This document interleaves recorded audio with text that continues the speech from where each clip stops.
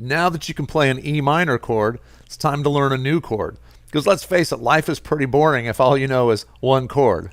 But the cool thing about the chord we're about to learn is it's the exact same fingering as the E minor. We're just going to move it a little bit. So this chord is called an A sus2, basically an A suspended second. Sounds like a crazy name, but it's just a nice A chord. And we're going to learn it because it goes really well with our E minor chord. So remember, we had our E minor with our first finger on the 5th string and second finger on the 4th string. So you can go ahead and get in that position.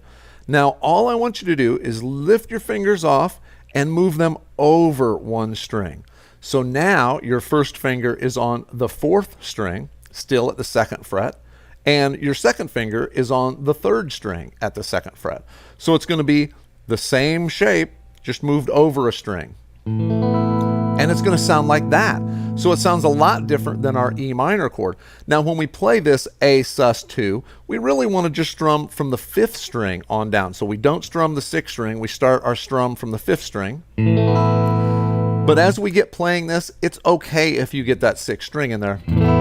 It still sounds fine, okay? So practice strumming that, and then do the exact same thing we did on the E minor, which is pick each string individually, listening for notes like that where you go, oh, that's this one. I need to, find out which string that is, and then see what I can do about making it sound a lot cleaner, right? And then strum the whole thing.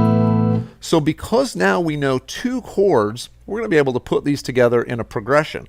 So we want to be able to go from this A sus2 back to our E minor, right? To where we go from there. We're going to go back to E minor by lifting off and going right back there. So let's strum the E minor 4 times. Make sure we're getting a nice clean strum. And then we switch to the A sus2. Easy, right? Back to the E minor. So we want to keep our right hand strumming at exactly the same pace, right? And what we want to do with the left hand is not lift your fingers off real far.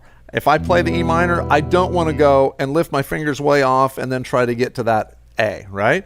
I want to go right from here, barely lift my fingers off, keeping them together actually, just barely lift them off the strings and move them over a string. So it almost looks like I'm not even changing position. Always when you're switching chords,